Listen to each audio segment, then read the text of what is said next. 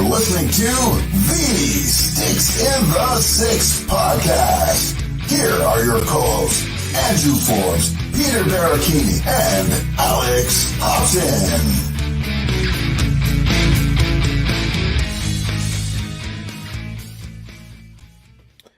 Good afternoon, everyone, and welcome to episode 163 of Sticks in the Six, here with my co-host Peter Barricchini, and obviously Alex under the weather after his championship win last week, so has to sit this one out again, but we will have him back soon, hopefully, and he'll be back to 100%. As always, the Sticks in the Six podcast is brought to you by the fine folks at the Hockey Podcast Network, at DraftKings, and as well, as you can see down in the corner now, Manscaped. Ladies and gentlemen, it's my pleasure to announce that Smooth Sack Summer is officially upon us. When you're playing in the summer sun, make sure you're groomed from pubes to bum. Thanks to our friends at Manscaped, you can make this season your smoothest yet. The Performance Package 5.0 Ultra is the ultimate bundle to keep your boys downstairs cool while looking hot. Join the 10 million men worldwide who trust Manscaped with our exclusive offer. Get 20% off plus free shipping when you go to manscaped.com and use code THPN.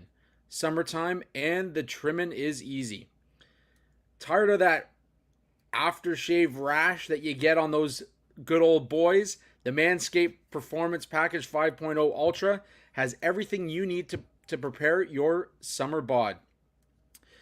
Every man knows how scary it can get when you go for a close shave below the belt. That's why I trust Manscaped for all my sensitive areas. Inside this package, you'll find the star of the show, the Lawnmower 5.0 Ultra. Their 5th generation trimmer features 2 interchangeable next-gen skin-safe blade heads, a standard one for taking a little off the top, and a new foil blade to go smooth wherever your heart desires. We also have dual LED spotlights to provide contrast on multiple skin tones, 3 length setting combs, and oh, did I mention that this trimmer is waterproof too?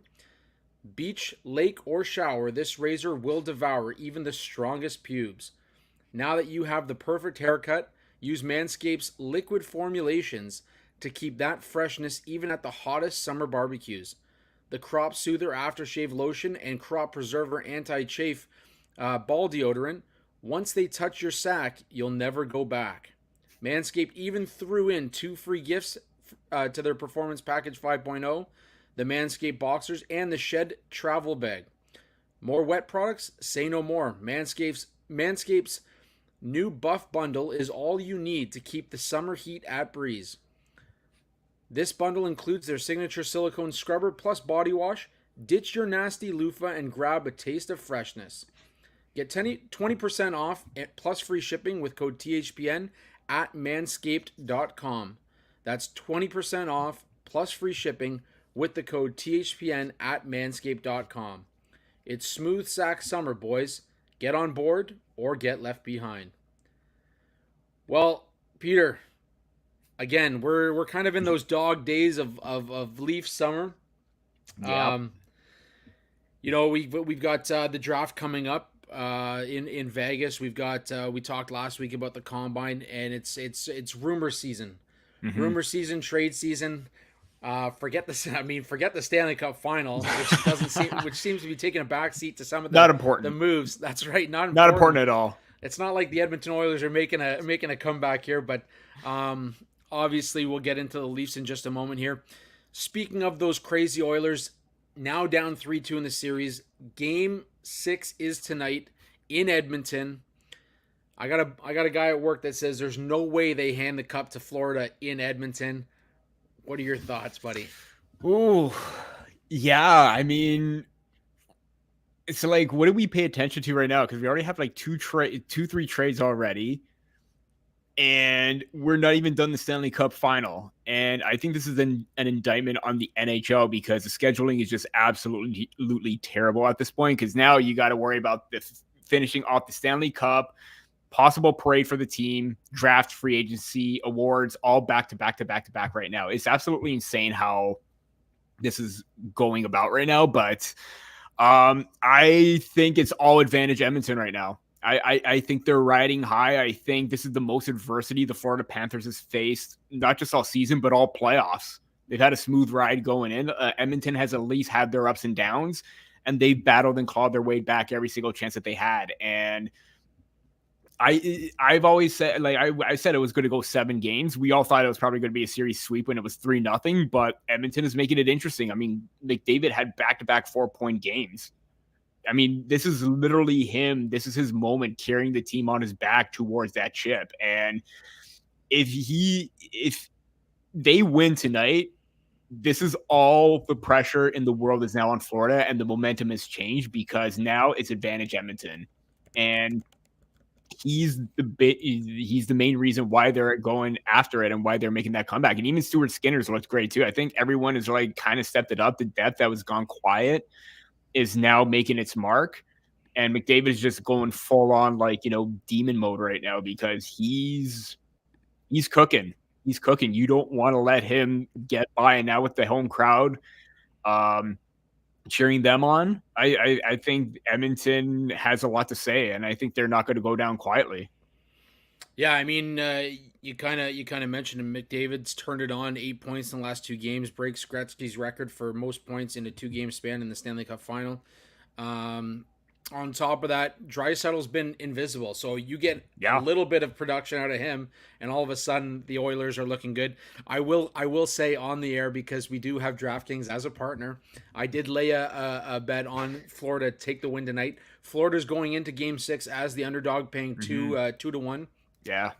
Also took over 5.5. I think this is going to be a goal scoring fest. Bobrovsky's played his poorest hockey of the season over the last 3 games.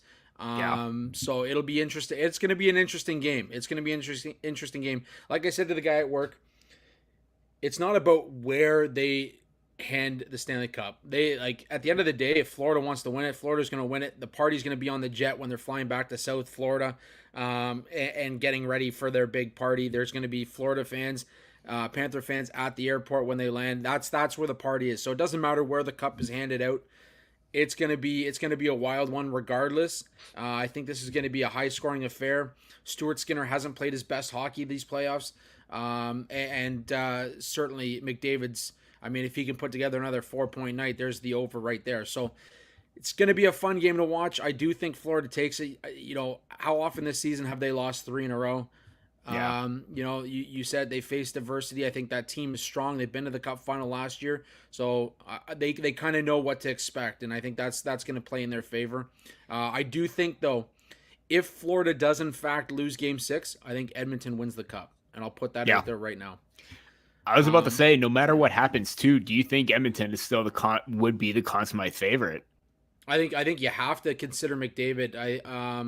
Because after what happened with Bobrovsky the last 2 games, even if they do win it, what he did to still vault them over the top, or at least to get to that point, that's an incredible feat. Like, that is literally carrying the team on his back right there. I believe if you look at it now, I believe Barkov took over as the favorite for the Conn Smythe. I think McDavid is the 3rd favorite to win the Conn Smythe. So again, another interesting bet if you're into those future picks and you want to lay a little bit of dough on that. McDavid certainly has. I think I saw a tweet the other day after the Pierre-Luc Dubois trade that we'll get to in a sec, that McDavid has more points in these playoffs than Dubois had all season long with the LA Kings. Oh God! So I mean, have at it there, but very interesting stat. So yeah, it'll be interesting. I think he's definitely got potential. The last one to do that from a losing team, Jean-Sebastien Giguère with the Anaheim Ducks. Yeah. So it's been quite a while. It's always possible, and certainly what he's done this postseason, I think he deserves recognition. Also worth noting, Hyman's got 15 goals in these playoffs, which is just incredible. So yeah. Another bite back from the Leafs, and who scored goal number 1 for the Edmonton Oilers in Game 5? Connor Brown. That's right. Man, it's such a shame because they were already going in cap hell with, because there was the talk about, they needed to re-sign Kapanen and you needed to re-sign Andreas Janssen, and he was one of those cap casualties. Again, probably one of those mistakes in hindsight where you probably shouldn't have made, because even when he went to Ottawa, he looked pretty good. Mm-hmm. He really did. And, one goal for Canada at the World Hockey Championships during the pandemic, and also dealt with that injury. I know he's had a bad season, or like a very, turbulent season in terms of like, getting his groove back and finding his game. He's shown up in the playoffs. I mean, you hate to see this, but you know what? If there were two players that I want to see have success, it would have been Connor Brown and Zach Hyman. Absolutely, absolutely. Yeah, no doubt. Worth noting as we get into some of the moves so far this offseason, Alex Nedeljkovic was re-signed by the Pittsburgh Penguins, 2-year deal worth $5 million. Not a bad deal. This just came through. Igor Chinakhov signed a 2-year contract extension with Columbus, carrying an AAV of 2.1. That's from Chris Johnston, and Andrew Cogliano just announced his retirement from the NHL. A guy who certainly should have been in the conversation for an Ironman streak. If you remember back when he was suspended, he was the Ironman leader, I believe, ahead of Keith Yandel and He was. Phil Kessel at the time. So, kudos to Cogliano, who's had one hell of a career as I'd say, how basketball has their sixth man award. I think Cogliano is one of those guys that, a depth player that maybe didn't get enough recognition over his career for what he was able to do. Most recently played with the Colorado Avalanche. So we got to talk about these deals real quick before we get into the Leafs conversation. Obviously, Jacob Markstrom goes to New Jersey Devils from the Calgary Flames. That immediately makes them a very big contender for next season. They finally got the goaltending that they need. Something that the Leafs, obviously we'll get into that conversation, but something the Leafs need to do as well is find that starter.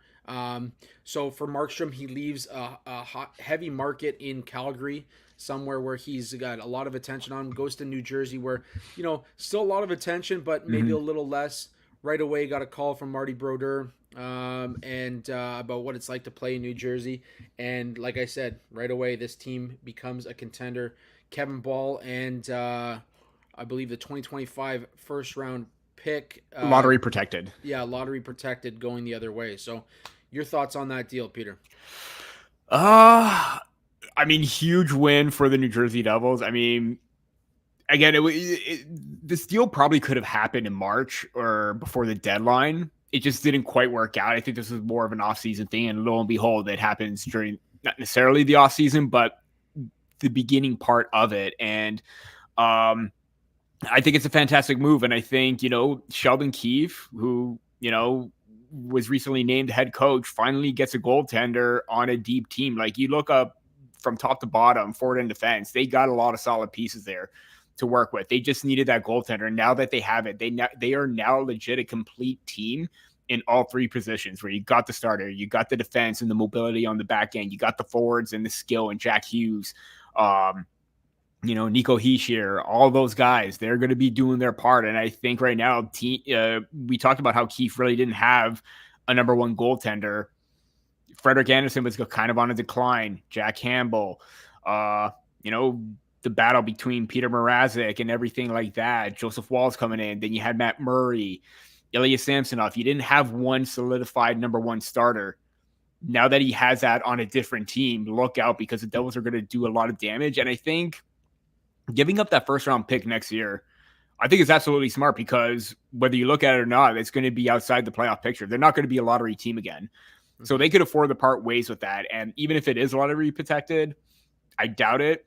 They have that in their back pocket. But the fact that they're keeping their top 10 pick this year, which a lot thought maybe would have been in play, is smart, because now you add another strong, solid piece in that top 15 for your future that you can still be competitive down the line. That to me was a smart move right there. Kevin Ball is a strong defensive D-man that, has good mobility, but he was just, he struggled at times, but it was also because he couldn't crack the roster full time. I think in Calgary now they got the open space. He has a roster spot to be a solid 4, 5, 6 defender for them. So to me, it's a win on both sides for both teams right there. But more importantly, the huge win for the Devils, because they got their starter and their guy. Yeah, I mean, Sheldon Keefe could be the next former Leaf to go on to win a cup. We'll see about that. But, yeah. It's definitely a big move for Jersey. Like I said in the intro, they obviously, it's a team that needed a starting goalie. They got it. I think Columbus came out. Don Waddell came out today and said that nobody's going to trade for Elvis Merzlikin's contract. So looks like he's staying put for the time being. But Markstrom was definitely one of the top dogs on the market, and New Jersey got their guy, and that was a conversation last season that he was going to possibly go to New Jersey. Kind of didn't come into fruition at the deadline, and obviously there was some frustration there on Markstrom's side. So for that to come, we always talk about how much easier it is in the offseason to make those types of deals. Obviously, that's a deal that need to get done, and I would not be surprised to see Markstrom put up some incredible numbers with the New Jersey Devils next season. So that'll be a good move for them, definitely. Again, the pick is something that I think they can move. Ty Dellandrea, one that we kind of, it won't be a huge conversation piece, but Dallas moves him for a 4th round pick. Your thoughts on that? Obviously, he hasn't had much of a shot in Dallas to kind of make a name for himself. Still a young guy. Yeah, I kind of a bad move on Dallas's part, I think, because he has so much potential. I don't think he's going to be a top 6 guy, but he's going to be a very effective bottom 6 forward or 3rd line center that could do it all. Second power play, penalty kill. He's got the speed to do everything. I think that's a good depth move for San Jose. I think he could have a bit of an opportunity to move up into the lineup into that top 6. But I think when you get Celebrini and Will Smith into the picture, those are going to be your 2 heavily offensive players that you're going to rely on in the future, not so much Ty Dellandrea. But I think he can serve as a good young player to help those guys get more acclimated to the NHL level. I think it's a good depth move. But knowing how they were a top contending team this year, and he played an important part at times, I would have liked to have held on to him. I think giving him up works for San Jose. Bit of a, not necessarily a bad move for Dallas, but I think one that, he would have been a good depth piece to hang in for the future. Absolutely. And on top of that, San Jose also picked up Barclay Goodrow off of waivers, so that actually helps the New York Rangers in not having to pay out his contract, not having any sort of cap circumvention of that sort. So he'll be in San Jose as well, and immediately makes them a little bit more competitive as well. Obviously, the belief is that Macklin Celebrini will be heading to San Jose after the first pick of the draft is called. This just from Alan Walsh 25 minutes ago. Future Hall of Fame goalie Marc-Andre Fleury confirmed today what he said at the end of the year media availability. Next season will be his last. So I think we all knew the end was coming for Flower. Last one for Flower. Yeah, obviously a guy that he'll be on his final tour. So if you can get out this season to see him play, definitely try and take it in. And if you need tickets, make sure you check out SeatGeek. Use code STICKSINTHE6 for $20 off your first purchase as well. Last big move, and this one's interesting. And if you follow Mark Shegg of the Hockey Writers, he did mention that the amount that Los Angeles gave up to bring in Pierre-Luc Dubois. I mean, we're talking Gabe Vilardi. We're talking some significant pieces. Iafallo, Kupari. Iafallo, yes. And Kupari, yeah. And to bring Dubois in, and he was there for less than 365 days. Wasn't even there for a full calendar year. Now he's off to Washington. Obviously, I'm sure you've seen the joke going around on Twitter about, the Washington Capitals bought SeatGeek Cap Friendly, so that to hide his contract. Nobody can make fun of the contract. I got to get your take on this. We have smashed Pierre-Luc Dubois on this podcast, simply for the fact that he's been in some situations where we're not huge fans of, and especially playing for Winnipeg against the Leafs at times. Now all of a sudden he's shipped out of town again, less than a year into his new deal with the Los Angeles Kings. And is this guy a problem in the room? Like, this is his 3rd team in the last 5 years. What's going on with Pierre-Luc Dubois, the former 4th overall pick? Yeah, it's funny that you brought up that it's not even a year, because I remember getting off the plane in Nashville, and there was that trade, and there was the signing contract or the contract extension right after that, and I'm just like, okay, I'm not even in Nashville for 5-10 minutes, and all of a sudden there's news being made. I kind of know what being an insider like Darren Dreger or like Elliot Freeman kind of feels like. Seeing socials, it just blew my mind that LA would give up that much for a player that really hasn't solidified anything, and to give him $8.5 million on top of that. I mean, I was just like, this is going to end poorly. And it did, because now you had to get rid of him before his no movement kicked in. And I just don't understand what was going on through Rob Blake's mind at that point. He did say that, he did take a gamble and it didn't quite work out. So he admitted it. The fact that this is now probably his third or fourth team right now, it does show that it can be a problem. And I think Brian Hayes mentioned this on Overdrive or even on SC with Jay Onright, that this is an indictment on him as a player, because when you look at his profile, big guy, mobile, can produce some offense. He's what teams covet. You're just not seeing that at all, and it is very problematic. I know he's still very young, but the fact that you're already on your fourth team right now, that to me is a bit of a red flag. I don't know what it's like in the locker room. I don't know what happens behind closed doors, but we've even heard he wanted out of Winnipeg. He wasn't happy in Columbus as well. It just seemed like I really don't know what's going on at this point, but for the trade overall, it's subpar for subpar. I mean, it's a win for LA because you get that contract off the books. I think the difference between him and Kemper is like $3 million or $3.2 million or somewhere around there, where you do have some more flexibility cap wise. I think that's a good win. And there's the potential that I think Darcy Kemper can work out a little bit better than Dubois in Washington. Charlie Lindgren already solidified his spot as a starter. I think there was no sense in keeping Kemper there. So now he has a chance to be a starter again on a team that is a little bit better in front of him. I think Washington still had some holes defensively, and even overall, they just weren't that great, but don't know what's going to happen with Dubois there. Is playing with Ovi really going to make a big difference? I know that last year, Dylan Strome, or the last few seasons, Dylan Strome has gone there. He's had 60 points.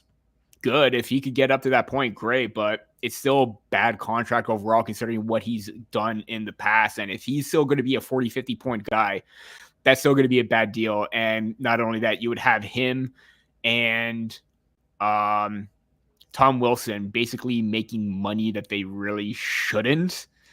And that alone is just a big chunk of cap space to two guys that are just underachieving overall. So that is my take on that, subpar for subpar, but I think it could work out a little bit better for LA than it can for Washington. Yeah, I know. I'd like to agree with you on that. I think, again, LA is another team that, with Copley coming up, I think getting a goaltender that's got the Stanley Cup and has veteran experience, I think that's a guy that can certainly help out in LA. I think when you talk about Dubois, I mean, there's more to this story. I don't think this is just we didn't want to pay the $8.5 million. Mm-hmm. You guys signed it for a reason. The expectation was that he was going to be there long term, and he's moved again. I think there's more to this story. You talked about, we talked about the culture in Winnipeg when Paul Maurice stepped down, and obviously Blake Wheeler was shipped out. Pierre-Luc Dubois left. So the culture changed in Winnipeg. Winnipeg had a great season this year without Dubois, without Wheeler. So there's got to be some talk there as to, who were the problems in that room that was creating this toxic culture. And all of a sudden you see Dubois shipped out again from another team that seems to have that veteran culture. I mean, you got Drew Doughty there. You got Anze Kopitar. You've got pieces there that have been there for a long time and have developed the culture that is the LA Kings. And it's the timing of it and the fact that he's moved out a year in is just, there's more to this story, and I think that'll come out eventually. I'm not saying it'll come out within the next year. Who knows? But this guy has been a continuous problem in terms of he's requested a trade out of Columbus. He requested a trade out of Winnipeg. So it's interesting to see what the fallout's gonna be. But again, definitely a mediocre trade, and I honestly think it hurts Washington more than anything. You've got a guy in Ovi who's trying to break Gretzky's goal scoring record, and you bring in a guy like Pierre-Luc Dubois. I don't know if the hope is that he's going to help him do that, or what's the case, but I don't know. I don't see this as a win for the Winnipeg or for the Washington Capitals. So we'll see how it plays out. But hide that contract. Take cap friendly and hide that contract. But Yep. anyways, as I mentioned before we get into the Leaf talk here, just a quick word from our sponsors over at DraftKings, and be sure to lay a futures bet on the Florida Panthers or the Edmonton Oilers, wherever you sit on the side of that before tonight's game. But the chase for the Stanley Cup is on, and if you're looking to light the lamp, nothing beats the action at DraftKings Sportsbook, an official sports betting partner of the NHL. From the start of the playoff beards all the way to the hoisting of the cup, DraftKings Sportsbook has you covered with same-game parlays, live betting, odds boosts, and so much more. As I mentioned, if you want, you can lay a bet on the Florida Panthers. They're going into Game 6 as underdogs, paying 2-1. Not a bad pick right now after losing the last 2 games in this series. Download the DraftKings Sportsbook app and use code THPN. New customers bet $5 and get $200 in bonus bets instantly. That's code THPN only on DraftKings. The crown is yours. Gambling problem? Call 1-800-GAMBLER, or in West Virginia, visit www.1800gambler.net. In New York, call 877-8-HOPE-NY or text HOPE-NY 467-369. In Connecticut, help is available for problem gambling. Call 888-789-7777 or visit ccpg.org. Please play responsibly on behalf of Boot Hill Casino and Resort in Kansas. 21 plus, age varies by jurisdiction. Void in Ontario.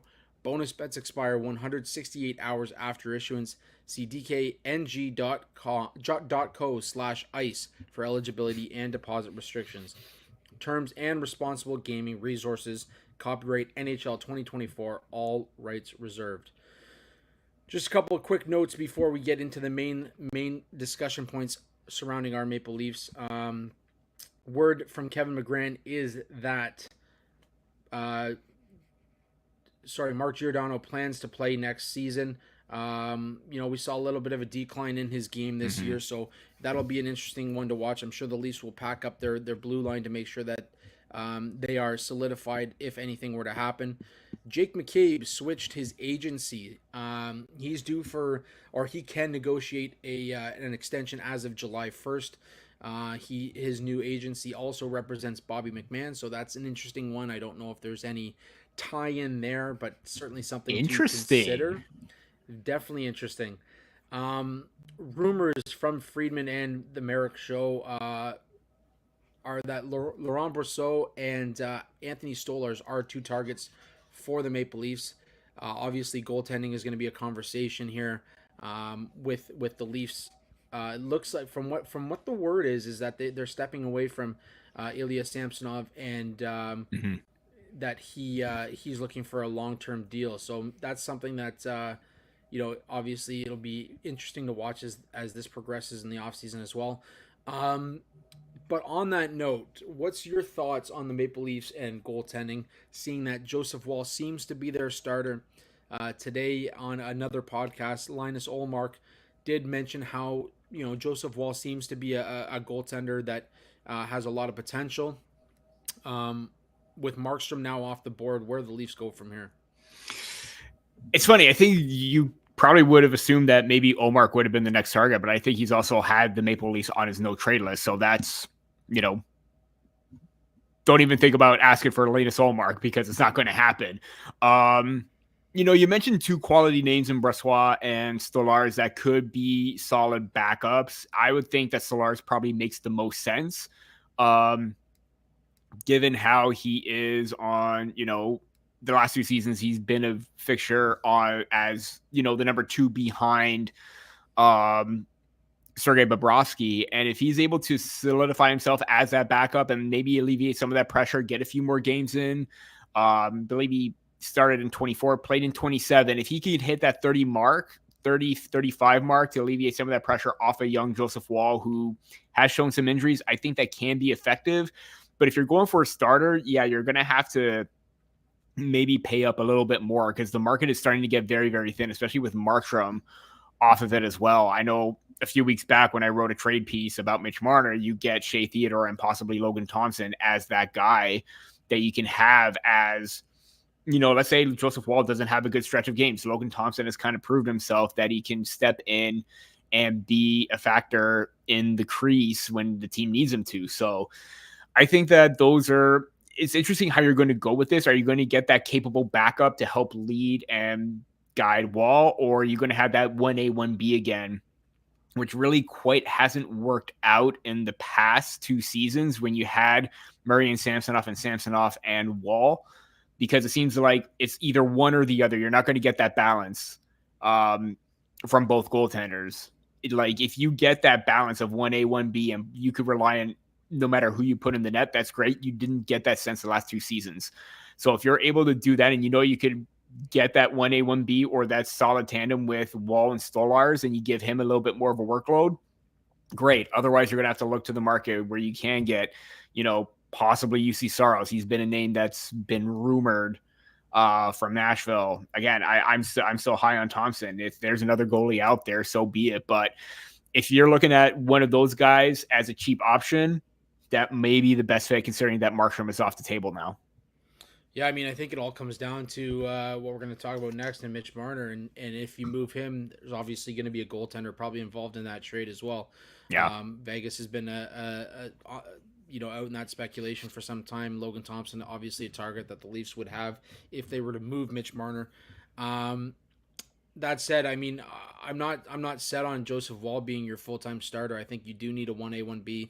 I'm not sure if Stolarz is that guy. I'm not sure if Laurent Brosseau is that guy.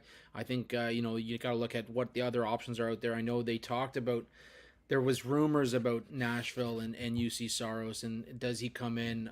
Obviously, that would cost the Leafs, a big package as well. Mm-hmm. What are you willing to give up? At the end of the day, the Leafs need to solidify their goaltending the way that teams like New Jersey have, and that's a conversation that's been on the table for seasons and seasons. The Leafs have not had a solid goaltending option that can get them and steal them games ultimately. So I think that'll be interesting. I do think they are pretty set on Woll. I as a fan am not set that in that direction yet, but we'll have to see how the offseason plays out and where they go from here. They do have goaltending prospects coming up. They're not ready to make that jump, but Hildeby is going to be there at some point. Akhtiamov is going to be there at some point. Even Peksa, he had a good decent season in the ECHL last year as well. So there are options. It's just a matter of figuring out what's going to work best for the team, and do you really want to throw away the prime years of Matthews, Marner, and Nylander? I think that's the question mark that comes into Brad Treliving's mind when thinking about goaltending moving forward.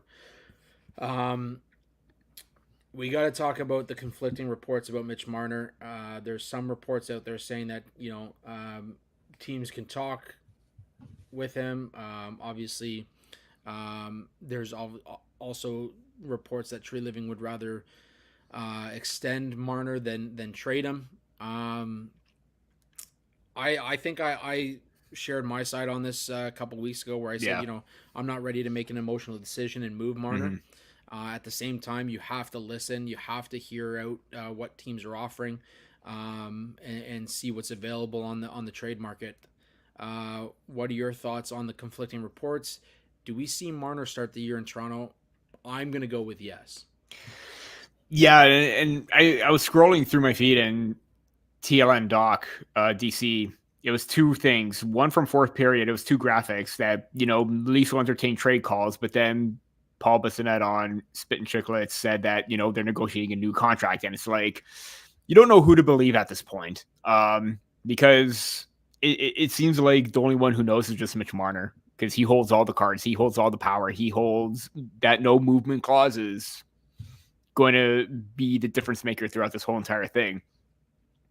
Unless it's a trade to a playoff team or a contending team that can give up, the assets needed, like, again, Shea Theodore, like Logan Thompson. If you could get a star defenseman or goaltender in return, I think that's going to work out very well for the Maple Leafs. But until that happens, they could field all their offers all they want. But even if Mitch Marner says no to that deal that would benefit the team, doesn't matter.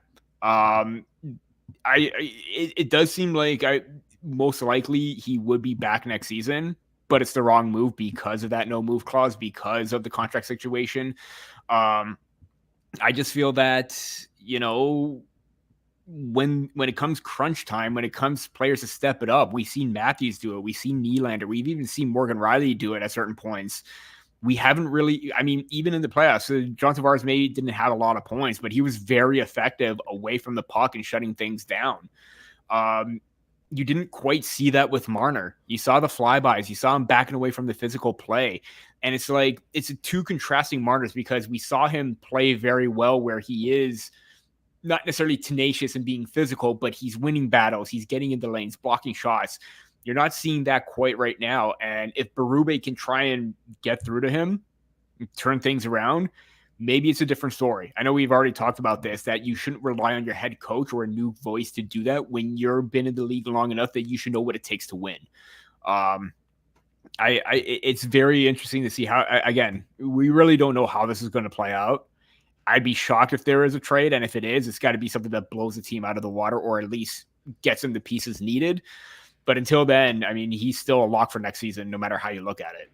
Yeah, I think the moment that he met up with Berube in a cafe, kind of told the story that he's going to be there next season, with or without a new contract. I think that's beyond the point here. But I can't see him going anywhere. Right now, there's no trade that's going to blow them out of the water unless it's multiple prospects, a goaltender that can be that go-to guy for them, and even a young player. And I just don't see that happening from any team right now. The cap situation is just so tight for a number of teams, and he, like you said, he'd want to go to a contender, and those are the teams that right now are right up against the cap. It would be just too tough to figure it out. So yeah, I like I said, I can see him being a Leaf. I think he's going to be a Leaf for longer than we think. It's just going to come down to what his asking price is for the new contract, and whether they lose him for nothing or not, that remains to be seen. But it's definitely a conversation that I think is going to be, haunting us on the Sticks and the Six podcast for the next 365 days. So, last but not least, Jake DeBrusk. There's a lot of conversation that Jake DeBrusk is a target for the Toronto Maple Leafs. Obviously plays for a rival. Is a guy that has been a Leaf playoff killer for the last number of years. Is this a guy, obviously we would want him in blue and white, but is this a guy that you could realistically see coming to the Toronto Maple Leafs? Realistically, I don't want to say that there's a great chance, but there's always a chance. This is a player that fits that mold of that Craig Berube style of hockey that, Boston plays with that kind of mentality. It's the mentality that got the Blues to their Stanley Cup championship, where he lays it out on the line. He's physical. He's always on the attack, getting in the lanes, blocking those shots. He's doing everything it takes to win. I think that I even wrote something back where you have three options to replace Tyler Bertuzzi, and Jake DeBrusk is one of them, because he's that similar type of player, but I think he would be a little bit more consistently offensively. I know they had their struggles, but, Jake DeBrusk came up clutch quite a bit in the playoffs. I know Bertuzzi had his moments, but if I were to pick the winner between the two players, Jake DeBrusk by a mile. Mm-hmm. I think that if you do go for someone that can still be a Tyler Bertuzzi-esque player, where maybe the value of the contract, where maybe if he gets to like the same value as Bertuzzi for like over 4 years, compared to what Bertuzzi may get, I think you may be inclined to take DeBrusk because he's had success in the playoffs. A little bit more consistency offensively. I think that would be a little bit more value than whatever number Bertuzzi gets. Because if Bertuzzi's getting $6 million possibly, or I'm just throwing a number out there, anything more than his current contract right now, it's a gamble because we saw how slow he was to be productive. Picked it up in the second half, looked really good in the playoffs, but which Bertuzzi are you going to get? I think we already know where Jake DeBrusk is. He's an established NHL player. We know he's going to be that, 40, 50 guy, but he does a lot of things away from the puck as well. Is that going to be the same thing what you're going to get for Bertuzzi? I think that's the big question right there. Yeah, no, absolutely. Again, another interesting thing to kind of follow this offseason and see what happens there. Boston's a team that, if they re-sign Swayman, if they, move on from Allmark, they still have a lot of cap questions. So DeBrusk seems to be the odd man out. There has been conversations in the past as well that he would be out of Boston. I believe at one point he even requested a trade. That obviously didn't come through, but yeah, now's the time to kind of make that happen. Anyways, draft's coming up. Leafs are still holding on to their first round pick. We're going to see what happens there. Other than that, Peter, another kind of slow week for Maple Leaf hockey, but the rumors are swirling. Yeah. The talk is happening. The trades are going on. The Stanley Cup final goes again, Game 6 tonight. If you're listening to this on the stream, we are Friday night, so big game tonight for the Florida Panthers. Big game tonight for the Edmonton Oilers and Connor McDavid. Time to see if the Cup can come back to Canada. If not, the Florida Panthers will be hoisting it likely tonight. Aside from that, Peter, it's been a good week. Absolutely. Brought to you by the Hockey Podcast Network, DraftKings, and Manscaped. That's all we got for us here at Sticks in the Six for episode 163. Thanks for tuning in. We'll see you next week.